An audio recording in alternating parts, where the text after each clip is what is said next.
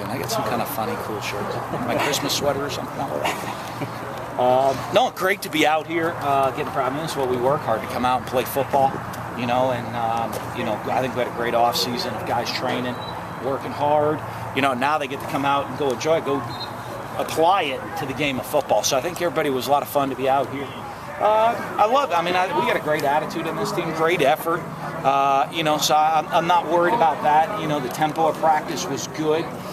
We don't have any pads on, so it's really hard to see what's going on. But a lot of new faces that are going to have to learn and think and do things really fast. And it's going to be good spring for them as we get time in between practices for them to see it, digest it, learn from it, and hopefully be a little better the next time they step on the field.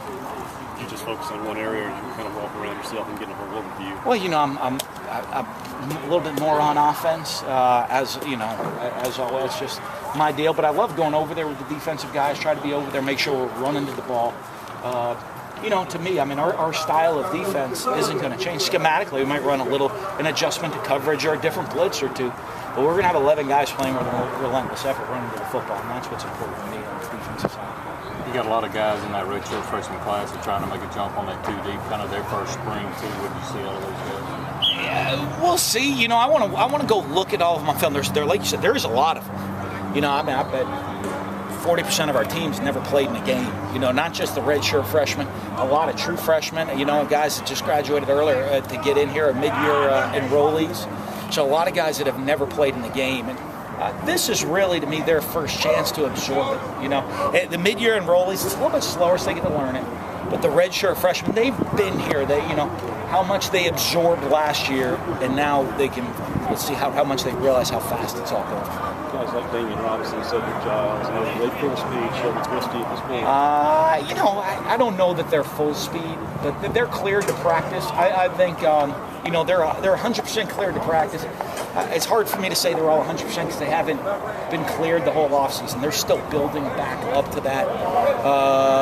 With those guys. So it's good to see them out there. We got a bunch of guys banged up. A couple of carryovers from last season, a couple of spring, conditioning with Duranya and Damian and JT. Dez and Quad and Tevez are all still carryovers from last season. We hope to get Dez doing something by the end. The other two, I don't see Kendrick or Tevez. Elijah's going to be out all spring. The great thing is a quarterback, though.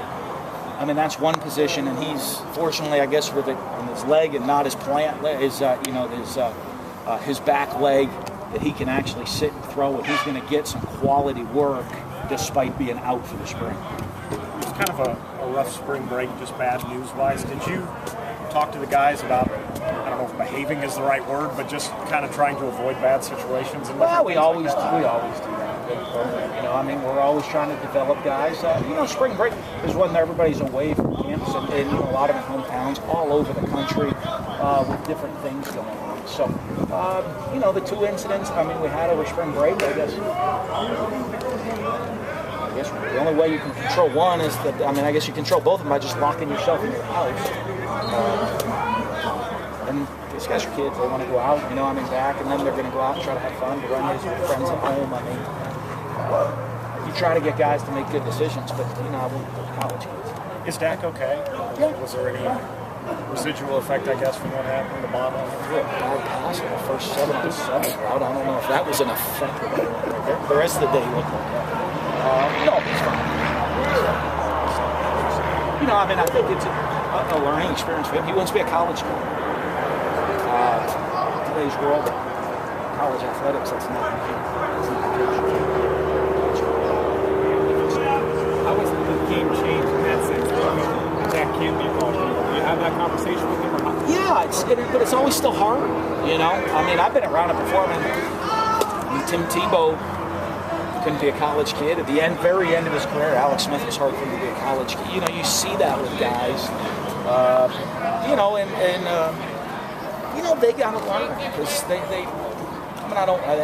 can't go lock themselves in a room. This 21-year-old kid doing what 90% of the rest of the college kids in the country are out there trying to have fun and go have a good time, be out with friends.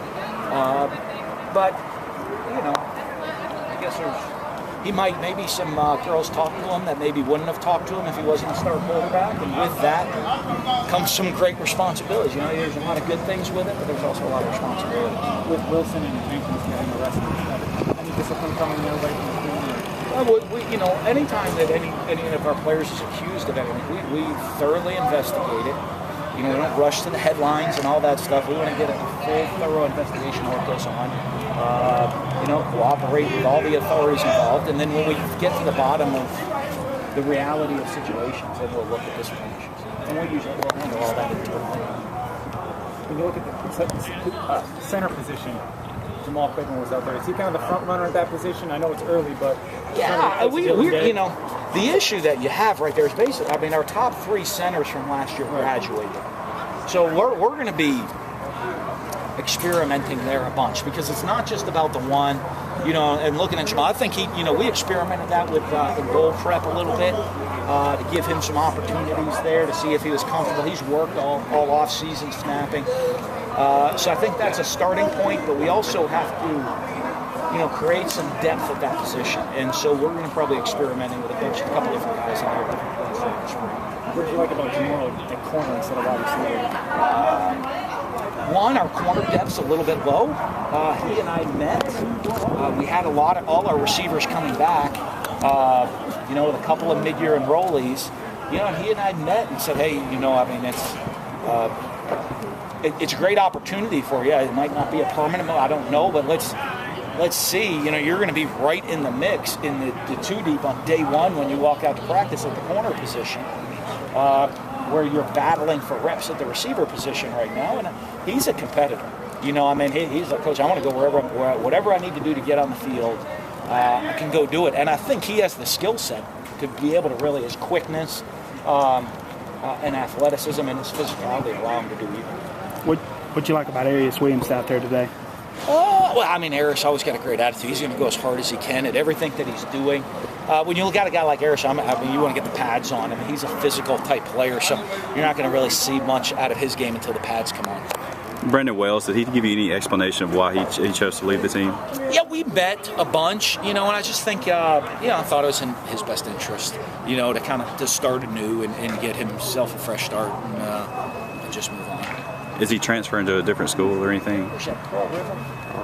I think he's at Pearl River right now. Back home, his sister's at Pearl River. I think she teaches down there too. Got a lot of family support and really a chance for him to kind of get a solid foundation underneath himself. And did you hear back from Damien Robinson on his 5th year? You heard back yet? We're waiting here, but you know, I mean, he's taking care of everything that he needs to do. You know, I mean, he's coming off a bunch of injuries, so. You know, I think this spring's going to determine whether even if he gets that year, can he even do it? If he does, you know, he's been out for almost a year, so can he actually come back? Appreciate it.